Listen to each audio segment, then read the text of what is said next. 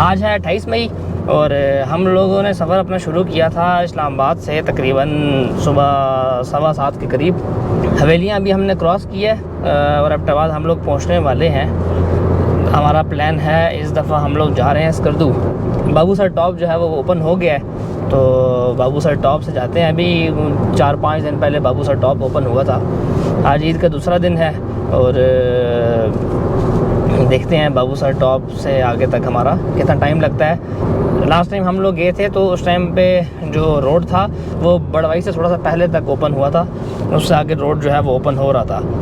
अभी देखते हैं हमारा कितना टाइम लग जाएगा बाबू सर टॉप से चिल्लास तक।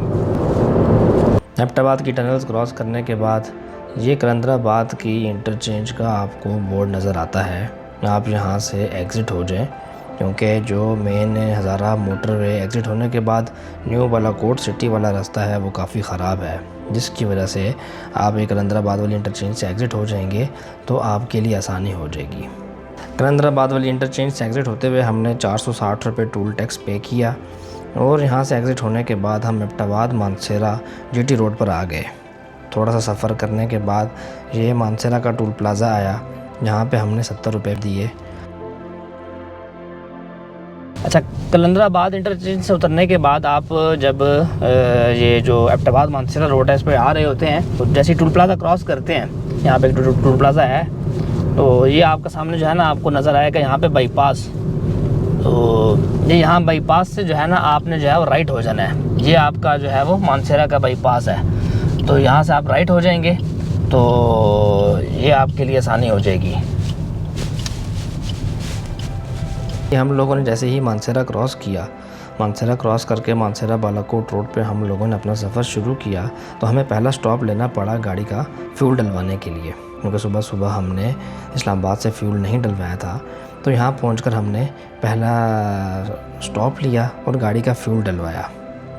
टोटल यहाँ से हमारा स्कर्दू तक कितना फ्यूल लगेगा वो मैं आपको वीडियो के एंड पे बता दूंगा कि टोटल हमारा इस्लामाबाद से स्कर्दू तक कितना टोटल फ्यूल जो है वो हमारा लगा। और जो रास्ते में हम टूल टैक्स पे कर रहे हैं, टोटल टूल टैक्स स्कर्दू तक हमारे कितने होंगे जो हम पे करेंगे। फ्यूल डलवाने के बाद हम लोग बटरासी के मोड़ों से होते हुए पहुँच गए बालाकोट। बालाकोट जैसे ही क्रॉस करते हैं आप, ये 2-4 किलोमीटर आप ऊपर आते हैं ना, तो ये आपको पहला टोल प्लाज़ा नज़र आता है। 200 आगे दे दो आगे। अच्छा, रश की वजह से चिट जो पहले दे रहे हैं पैसे वो कह रहे हैं आगे दे दें। ये 200 रुपये की एक चिट है। टूल काफ़ी महंगा हो गया।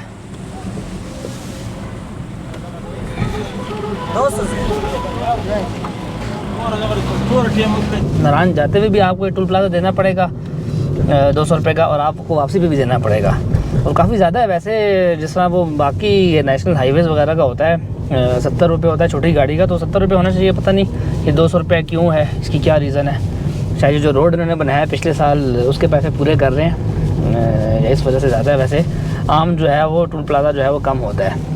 बालाकोट क्रॉस करने के बाद दरियाए कुनहार सारा रास्ता आपके साथ साथ चलता है और चंद किलोमीटर के बाद आपको नए व्यूज़ देखने को मिलते हैं।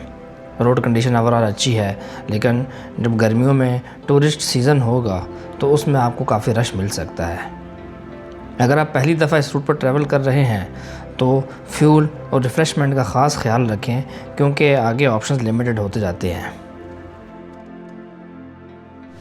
अच्छा, हम लोग पहुंच गए हैं जी, महांडरी क्रॉस कर रहे हैं। ये महांडरी का बड़ा फेमस ब्रिज है, ये जो अक्सर जो है वो आपको सीज़न में नज़र आता है कि जो ब्रिज ख़राब हो गया, ये वाला वो ब्रिज है। महांडरी हम क्रॉस कर रहे हैं। ठीक है, नारान रोड ऑलरेडी आपको मैंने लास्ट वीडियो में बताया था कि नारान रोड का जो टॉर्चर था ना वो ख़त्म हो गया है। अब बड़ा अच्छा रोड हो गया नारान रोड।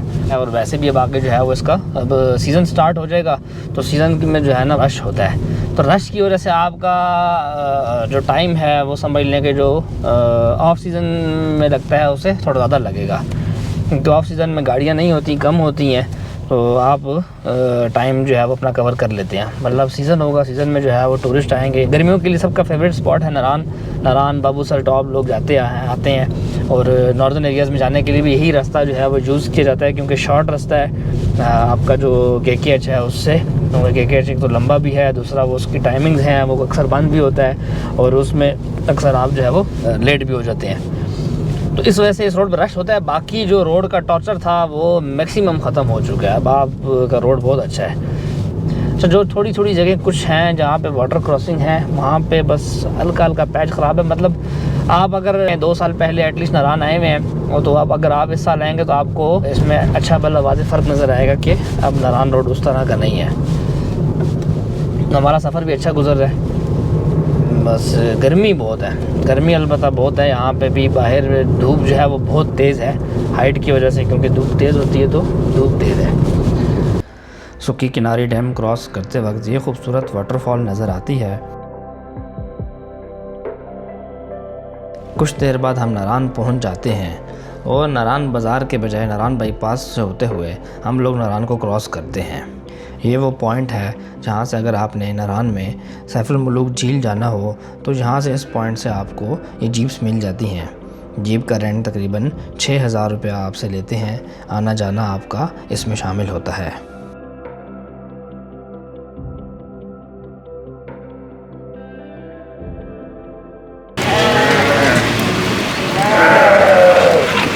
अच्छा, ये नारान से आगे निकलने के बाद जो पहला ग्लेशियर आता है, आप ये देखें इसमें पानी काफ़ी ज़्यादा है, और यहाँ पे गाड़ी हल्की सी नीचे भी लगती है। यहाँ बड़ी एहतियात से आपको गाड़ी गुजारनी होगी।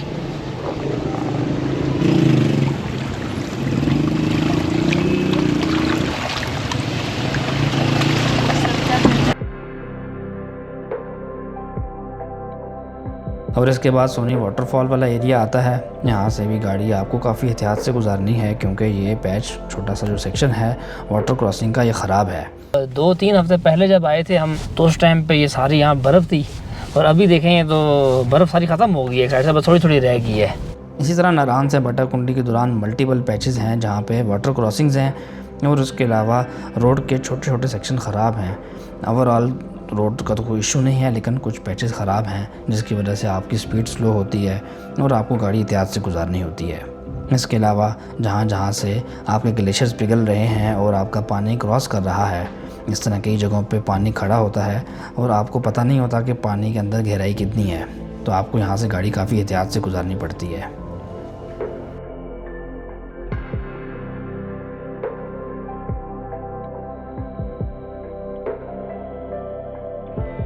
यह है बटाकुंडी, यहाँ पे आप लोग नाइट स्टे कर सकते हैं। यहाँ पे रूम आपको नारान की निस्बत थोड़ा सा सस्ता मिल जाता है। सीज़न के दौरान आपको आप किसी ख़ास मौके पे आ रहे हैं, जिस तरह ईद का मौका है या कोई और मौका है, तो उन मौक़ों पे आपको यहाँ पे रूम चार्जेस डबल ही मिलेंगे। बटाकुंडी हमने जैसे ही क्रॉस किया तो हमें एक ये बहुत बड़ा पैच मिला, जिसमें दोनों ग्लेशियर के दरमियान रोड टूटा हुआ था, और आपकी अगर गाड़ी आप देख के नहीं गुजारते तो यहाँ पे गाड़ी आपकी प्रॉपर लगती है, आपको गाड़ी यहाँ बड़ी एहतियात से गुजारनी पड़ती है। इसके अलावा भी बटाकुंडी से लेकर आगे बड़वई तक काफ़ी ऐसे सेक्शंस हैं जहाँ पर रोड आपको काफ़ी ख़राब मिलती है।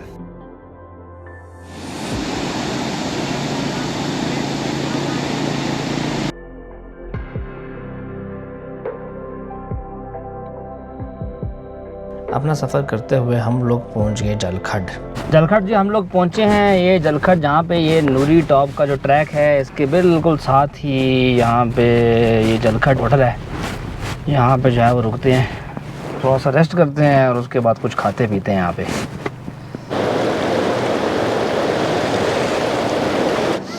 इनका ये लोबिया चावल है, अक्सर हम खाते होते हैं, आपने हमारी वीडियोस में देखा होगा। तो लोबिया चावल का काफ़ी मशहूर है, शाहजी के होटल के नाम से भी ये मशहूर है, तो काफ़ी अच्छा है। सुबह से हमारी पहली ब्रेक है, हल्का फुल्का तो रास्ते में रुकते हैं, मतलब प्रॉपर पहली ब्रेक है। यहाँ पर हमने नमाज़ पढ़ी है, ज़ोहर की नमाज़ पढ़ ली है, थोड़ा सा फ्रेश होंगे, खाना खाते हैं, फिर आगे निकलते हैं। चलखट से हमने खाना खाने के बाद अपना सफ़र शुरू किया तो हमें इस तरह के मल्टीपल पैचेस मिले जहाँ पे रोड हमें ख़राब मिला, इसकी वजह से हमारी स्पीड काफ़ी कम हो गई।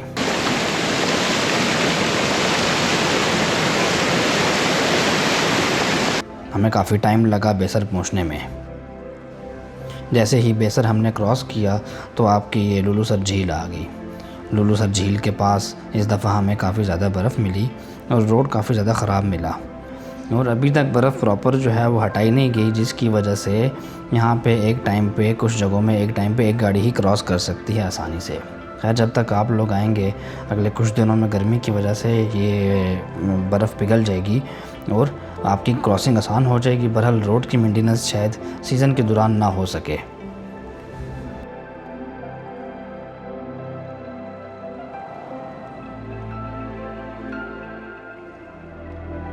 जैसे ही गिटी दास हमने क्रॉस किया उसके बाद बाबूसर टॉप की चढ़ाई शुरू हो जाती है। जैसे जैसे हम बाबूसर टॉप की चढ़ाई चढ़ रहे थे, बर्फ़ से ढके हुए पहाड़ और ख़ूबसूरत वैली बड़ा दिलकश मंज़र पेश कर रही थी।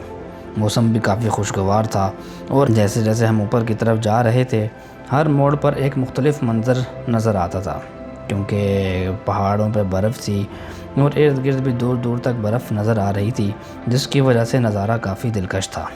लेकिन जैसे ही हम बाबूसर टॉप के करीब पहुँचे हमें एक लंबा ट्रैफिक जैम मिला। गाड़ियों की लंबी लाइन लगी हुई थी और ट्रैफिक बिल्कुल रुकी हुई थी। शुरू में लगा कि शायद कुछ मिनट का मसला होगा, लेकिन आहिस्ता आहिस्ता अंदाज़ा हुआ कि सिचुएशन इतनी आसान नहीं है। अच्छी बड़ी जो है वो ट्रैफिक जैम हुई हुई है। ये बस ये आखिरी मोड़ है, जो आखिरी मोड़ से कुछ पहले ही हम खड़े हैं, वो ऊपर आपको नज़र आ रहा है, वो ऊपर बाबूसर टॉप है, उसके जो जिप लाइन लगी हुई है। तो ये उससे पहले जो है बस लाइन में स्ट्रक हैं हम, और ये काफ़ी मुश्किल होगी लोगों को, जो अभी लोग आजकल आ रहे हैं ना, तो यहाँ पे आपको काफ़ी टाइम लगेगा। आगे कितना रश है यार, चला जा रहे हैं हम। बस रश ज़्यादा है ना, उतराई में भी रश है, उतराई में भी रश है, बस ये टॉप के ऊपर रश है। ये ट्रैफिक जैम तकरीबन 2.5 घंटे तक जारी रहा और हमें वहीं इंतज़ार करना पड़ा। ओवरऑल मानसेरा से लेकर नारान तक आपकी रोड कंडीशन ऑलमोस्ट काफ़ी बेहतर हो गई है। रोड के जो ख़राब पैचेस थे वो रिपेयर कर दिए गए हैं। नारान से लेकर बाबूसर टॉप तक मल्टीपल पैचेस आपको मिलते हैं, जहाँ जहाँ पे आपको ग्लेशियर्स वाली जगह मिलती है और उसके अलावा वाटर क्रॉसिंग्स हैं। उन जगहों पर रोड ख़राब है, इस वजह से ही आपका थोड़ा टाइम ज़्यादा लगता है नारान से बाबूसर टॉप के सेक्शन को क्लियर करने में। काफ़ी घंटे ट्रैफिक जैम में फंसे रहने के बाद बाबूसर टॉप से तकरीबन 6:45 बजे हमने अपना सफ़र दोबारा शुरू किया और आहिस्ता आहिस्ता हम चिल्लास की तरफ उतरने लगे। रात का टाइम था, हमें ट्रैफिक जैम नहीं मिला और रात का टाइम होने की वजह से हम लोग रिकॉर्डिंग नहीं कर सके। रात काफ़ी ज़्यादा हो गई थी, तो जगलोट पहुंचकर हम लोगों ने स्टे कर लिया। सर ये रूम है जो हम रात को यहाँ पे पहुँच गए थे, यहाँ पे हमने स्टे कर लिया। तकरीबन 9 सवा 9 बजे का टाइम था, हम लोग जगलोट पहुँचे थे। पीछे शुरू में हमने थोड़ा सा खाना वगैरह खा लिया। फिर ये जगलोट मेन जो सिटी है यहाँ पे आके हमें रूम मिला। 5000 का रूम मिल गया, रूम मुनासिब मिल गया, गर्म पानी भी है इसमें और साफ़ सुथरा रूम था। तो बस बाबूसर टॉप में कल जो है वो हमारी काफ़ी जो है वो ख्वारी हो गई, उसकी वजह से हम लोग जो है काफ़ी लेट हो गए थे। ओवरऑल मौसम ठीक है इधर अभी फ़िलहाल, इस टाइम पे बहुत गर्मी नहीं है। बस अभी हम उठे हैं, फ्रेश हो गए हैं, कोई नाश्ता वगैरह करते हैं, देखते हैं, फिर आगे निकलते हैं स्कर्दू की तरफ। सर जी हम लोग नाश्ता कर रहे हैं इधर ही इनके रेस्टोरेंट में, जहाँ पे होटल में हम लोगों ने स्टे किया। इनका काफ़ी साफ़ सुथरा सा ये रेस्टोरेंट बना हुआ है, यहाँ पे हम लोगों ने नाश्ता किया। नाश्ता करने के बाद हम लोग यहाँ से निकले और सबसे पहले हमने जो काम किया वो अपने गाड़ी का फ्यूल डलवाने के लिए हम लोग पेट्रोल पम्प चले गए। हमारे होटल से पेट्रोल पंप का फासला 1 किलोमीटर था और ये मेन जगलोट सिटी के साथ ही पेट्रोल पंप मौजूद है। आप भी स्कर्दू जाने से पहले इस पेट्रोल पंप से फ्यूल डलवा लें। ये जगलोट वाला पंप है, यहाँ से हमने फ्यूल डलवा ली है। अच्छा, टोटल फ्यूल मैं आपको जो है वो कैलकुलेट करके बता दूंगा कि हमारा पिंडी से स्कर्दू तक कितना जो है वो फ्यूल लगा। और दूसरी बात ये है कि यहाँ से आप स्कर्दू जाने से पहले फ्यूल डलवा लें, क्योंकि जो इससे अगला जो है वो आपको जो प्रॉपर फ्यूल मिलेगा वो स्कर्दू के करीब करीब जाके ही मिलेगा, दरमियान में कोई उस तरह पंप नहीं है। तो अगर आपके पास फ्यूल इतना है कि आप स्कर्दू तक जा सकते हैं फिर इशू नहीं है, अदरवाइज़ आप ये जगलोट वाला जो ये टोटल वाला पंप है आप यहाँ से फ्यूल डलवा लें। हम हमेशा यहीं से फ्यूल डलवाते हैं। पेट्रोल डलवाने के बाद हमने अपना सफ़र शुरू किया और चंद किलोमीटर के बाद हम लोग JSR जंक्शन पे आ गए। जगलोट स्कर्दू का जो जंक्शन है, आपने यहाँ से राइट हो जाना है स्कर्दू के लिए। अगर आप सीधा चले जाएंगे तो सीधा आपका रास्ता जो है वो गिलगित हुंजा की तरफ चला जाता है। यहाँ से हम लोग राइट हो गए। जगलोट स्कर्दू रोड पर इंटर होने के बाद हम लोगों ने आलम ब्रिज को क्रॉस किया। ब्रिज क्रॉस करने के बाद हमें ये एक टोल प्लाज़ा नज़र आया। स्कर्दू रोड पर ये टोल प्लाज़ा 2 साल पहले नहीं था, लेकिन ये दूसरा साल है, टोल प्लाज़ा यहाँ पर भी शुरू हो गया है।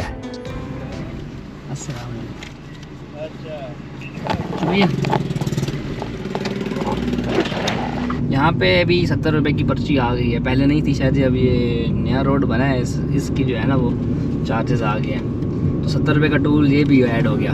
टोल पे करने के बाद हम लोगों ने अपना सफ़र शुरू किया और चंद ही किलोमीटर का सफ़र हमने तय किया था कि हनुचल के पास हम लोग पहुँचे और हमें आगे ट्रैफिक जैम मिला। ये स्कर्दू रोड पे जब हमने सफ़र शुरू किया है, इधर शुरू में ही स्टार्टिंग में ये कोई स्लाइड आई हुई है, पता नहीं अब ये आज की है कल की है, पर इसको ये लोग रिमूव कर रहे हैं। ये क्रेन्स लगी हुई हैं, ये शायद यहाँ ऊपर से कहीं से आई है। अब ये सारी स्लाइड है जो रोड पे है, और पीछे भी जो है वो काफ़ी जगहों में अब वो आपको नज़र आ सकती है स्लाइड पड़ी हुई है, और काफ़ी जगह जगह पे जो है वो हल्की हल्की स्लाइड ऐसी कि जो जिससे रोड तो बंद नहीं हो रहा, लेकिन रोड जो है वो स्लिपरी हुआ। चले जी, यहाँ से रास्ता उन्होंने खोला है। अस्सलाम वालेकुम, ये कब स्लाइड हुई है? ये तकरीबन 1 हफ्ता हो गया है। 1 हफ्ते से? आज खोला है? नहीं, खोल तो हर रोज रहे हैं, बस चल रहा है रास्ता। अच्छा, आगे तो और नहीं है स्लाइड? नहीं, आगे नहीं। आगे नहीं है। चल, ये कौन सी जगह कौन सी है? ये हनुचल। हनुचल, चले, शुक्रिया जी। अच्छा, ये भी एक जगह आई है, अब एग्जैक्ट जगह का तो नहीं नाम मुझे पता।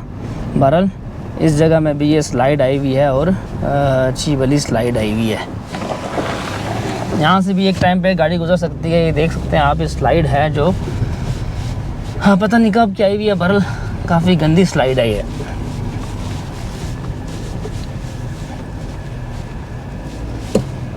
यहाँ से आपकी गाड़ी जो है ना वो अगर हल्की सी भी नीचे लगने वाली है तो आपकी गाड़ी नीचे लग सकती है।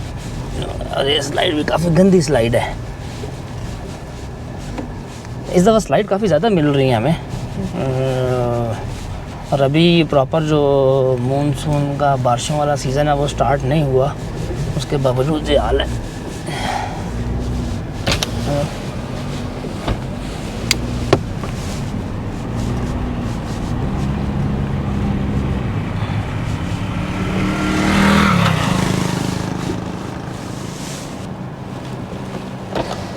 इधर आपको रुक करना दूसरे बंदे को जगह भी देनी पड़ती है। अभी सामने देखें, आगे गाड़ी दूसरी गाड़ी वाला आ गया, तो यहाँ पे आपको देखना पड़ता है कि दूसरी साइड से कोई गाड़ी तो नहीं आ रही, फिर आपको रुक कर जगह देनी पड़ती है। क्योंकि आप भी चले जाएंगे अंदर और आप कहेंगे हम पहले निकल जाएं, तो फिर पहले के चक्कर में काम ख़राब हो सकता है। आप देख लें, आपको क्लियर नज़र आता है कि यार के आगे गाड़ी कोई है नहीं है, तो आप दूसरी गाड़ी को जगह दे दें और फिर आराम से जाएँ, तो इसलिए आपको भी मुश्किल नहीं होगी। बहरहाल इस जगह पे भी आपको बहुत एहतियात की ज़रूरत है। ये काफ़ी गंदी किस्म की जो है ना वो स्लाइड है ये भी।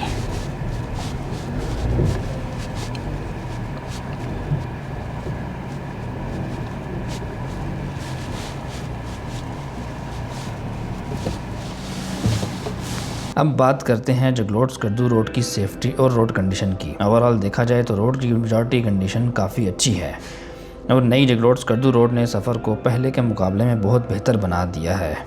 लेकिन कुछ लैंडस्लाइड वाले एरिया अब भी मौजूद हैं जहां पे रोड आपका टूटा हुआ है, और लगातार स्लाइड की वजह से उस जगह पे रोड को रिपेयर भी नहीं किया जाता। इस जगह से आपको गाड़ी एक्स्ट्रा एहतियात के साथ गुजारनी पड़ती है। रोड के कई हिस्सों पर सेफ्टी वॉल मौजूद है, लेकिन पूरे रूट पर लगातार सेफ्टी वॉल नहीं लगी हुई, इसलिए कुछ जगहों पर आपको रोड की एक तरफ गहराई बिल्कुल क्लियर नज़र आती है। यहाँ पे ओवर स्पीडिंग से आपको परहेज़ करना चाहिए। और एक और ज़रूरी बात यह है कि मेरी राय में आपको जगलोट स्कर्दू रोड पर रात को ट्रैवल करने से परहेज़ करना चाहिए। क्योंकि इस रोड पर आबादी काफ़ी कम है और रास्ते में दुकानें वगैरह भी बहुत कम मिलती हैं, या आप यूँ कह सकते हैं कि इस सेक्शन में ये दुकानें ना होने के बराबर हैं। इसके अलावा जगलोट और स्कर्दू के दरमियान फ्यूल स्टेशन भी आपको नहीं मिलते। एक आध छोटा सा पेट्रोल पंप है, लेकिन अक्सर आपको वहाँ पे फ्यूल नहीं मिलता। बेहतर है कि आप जब जगलोट से निकलें तो आप अपना गाड़ी का फ्यूल टैंक फुल करवा कर आएँ। इसलिए अगर पॉसिबल हो तो इस रोड पर आप डे टाइम पे ट्रैवल करें, ताकि रोड कंडीशन भी क्लियर नज़र आए और इमरजेंसी की सूरत में मदद भी आपको मिल जाए। दिन की रोशनी में ना सिर्फ सफ़र ज़्यादा महफूज रहता है, बल्कि दरियाए सिंध और इर्द गिर्द के पहाड़ की खूबसूरत व्यूज़ भी आपको एंजॉय करने को मिलते हैं। इस रूट पर ब्लाइंड मोड़ आपको बहुत ज़्यादा मिलते हैं। कई मोड़ ऐसे हैं जहां सामने से आने वाली ट्रैफिक बिल्कुल नज़र नहीं आती। इस वजह से गाड़ी को कंट्रोल स्पीड पर चलाना बहुत ज़रूरी है। अच्छा, ये रोंदू वाली चेक पोस्ट है जहाँ पे अभी हम रुके हैं। यहाँ पे एंट्री के लिए आपके पास अपना आईडी कार्ड होना ज़रूरी है। यहाँ पे एक एंट्री करते हैं आपकी, आप कहाँ से आए हैं, कहाँ जा रहे हैं, तो ये आपके पास आईडी कार्ड यहाँ पे होना ज़रूरी है। जगलोट स्कर्दू रोड पे ऑलमोस्ट सेंटर में एक पॉइंट है, अस्तक कहलाता है। अस्तक इस जगह का नाम है। यहाँ पे एक होटल है जो कि मिडवे होटल कहलाता है। आप लोग यहाँ पर रुक कर फ्रेश हो सकते हैं, कुछ खाना पीना हो आपने तो खा पी सकते हैं, नमाज़ पढ़नी हो, वॉशरूम जाना हो, आपके लिए यहाँ रिफ़्रेशमेंट के लिए हर चीज़ है। क्योंकि इस रोड पर सफ़र करते हुए आप थक जाते हैं, तो आप जब भी जगलोट स्कर्दू रोड पर सफ़र करें तो यहाँ पर आकर आप एक छोटी सी ब्रेक ले लें ताकि थोड़ा सा फ्रेश हो जाए। मिडवे क्रॉस करने के बाद स्कर्दू तक रोड ऑलमोस्ट ठीक है। बस एक जगह पे जहाँ पे ये पुल जो है वो आपका आता है, जहाँ से लास्ट टाइम पे बारिश की वजह से ये पुल बह गया था, ये पुल अभी तक नहीं बना। इसके अलावा ओवरऑल बाकी रोड मिडवे के बाद ठीक है स्कर्दू तक। जो यहाँ पे ये लास्ट ईयर जहाँ पे ना ये जो पुल था ये आपका बह गया था जब बारिश हुई थी, स्लाइड हुई थी। तो अब यह नया पुल यहाँ पे जो है वो कंस्ट्रक्ट हो रहा है, अभी ये अभी बन रहा है। तो यहाँ से आपको ना थोड़ा सा ये नीचे से होकर जाना पड़ेगा। ओवरऑल जगलोट स्कर्दू रोड आपका 80 से 85% क्लियर है। 10 से 15% रोड जो ख़राब है उसमें ये कुछ पैचेस आते हैं जहाँ पे स्लाइड हुई भी है, या फिर कुछ जगह पे रोड ख़राब है। अब ये एक सबसे बड़ा पैच था इस सफ़र में हमारा, जो कि यहाँ पे एक टाइम पे एक ही गाड़ी गुजर सकती थी। यहाँ पे बहुत ज़्यादा स्लाइड हुई भी है, उसकी वजह से यहाँ पे काफ़ी एहतियात से गाड़ी गुजारनी पड़ती है। हमारा ये सफ़र इस दफ़ा जगलोट से स्कर्दू तक तकरीबन हमारा ये 5-5.5 घंटे में सफ़र तय हुआ, क्योंकि हमें इसमें रास्ते में जो स्लाइड मिल गई थी, हम वहाँ पे हमें काफ़ी देर रुकना पड़ा। उसके अलावा अभी रोड में कुछ जगहों पे आपकी स्लाइड आई भी थी, जिसकी वजह से हमें इस दफ़ा काफ़ी टाइम लग गया स्कर्दू पहुँचने में। फाइनली जी हम लोग स्कर्दू पहुँच गए। ट्रैफिक जैम में फंसे रहना और स्कर्दू रोड पे जो स्लाइड हमें मिली वहाँ पे हमारा टाइम जो लगा, उसके बावजूद हमारा ये सफ़र बहुत यादगार रहा। और जब आप स्कर्दू के इन खूबसूरत मनाज़िर को देखते हैं तो आपको समझ आता है कि हर साल इतने हज़ारों लोग इस रोड पर सफ़र करके स्कर्दू क्यों आते हैं। बाकी हर किस्म की गाड़ी आपकी जो कि मैकेनिकल ठीक है, आप उस पर स्कर्दू तक आ सकते हैं। अगर इस सफ़र के टोटल डिस्टेंस और कॉस्ट की बात करें तो हमने रावलपिंडी सदर से स्कर्दू तक लगभग 650 किलोमीटर का सफ़र तय किया। ये जर्नी हमने सुजुकी स्विफ्ट पे तय की और इस पे हमारा फ्यूल तकरीबन 17,900 का लगा। गाड़ी की एवरेज 14.7 की निकली, जो कि पहाड़ी सफ़र में काफ़ी अच्छी एवरेज है। अगर टूल टैक्सेस की बात करें तो टोटल टूल जो हमारा लगा वो 870 रुपये टोटल लगा। आप भी इस तरह की गाड़ी पर इस्लामाबाद और रावलपिंडी से स्कर्दू रोड का ट्रिप प्लान कर रहे हैं तो आप अपना फ्यूल बजट और ट्रैवल एक्सपेंस इस हिसाब से एस्टिमेट कर सकते हैं। हमारा फ्यूल ज़्यादा लगने की वजह फ्यूल प्राइस हाई थी, जो कि उस टाइम पे तकरीबन 404 रुपये के करीब पर लीटर फ्यूल था। अगर आपको वीडियो पसंद आई है तो लाइक ज़रूर करें, चैनल सब्सक्राइब करें और कमेंट्स में बताएँ कि आप स्कर्दू का रोड ट्रिप कब प्लान कर रहे हैं। नेक्स्ट व्लॉग में आपसे मिलते हैं जी, तब तक के लिए अल्लाह हाफ़िज़।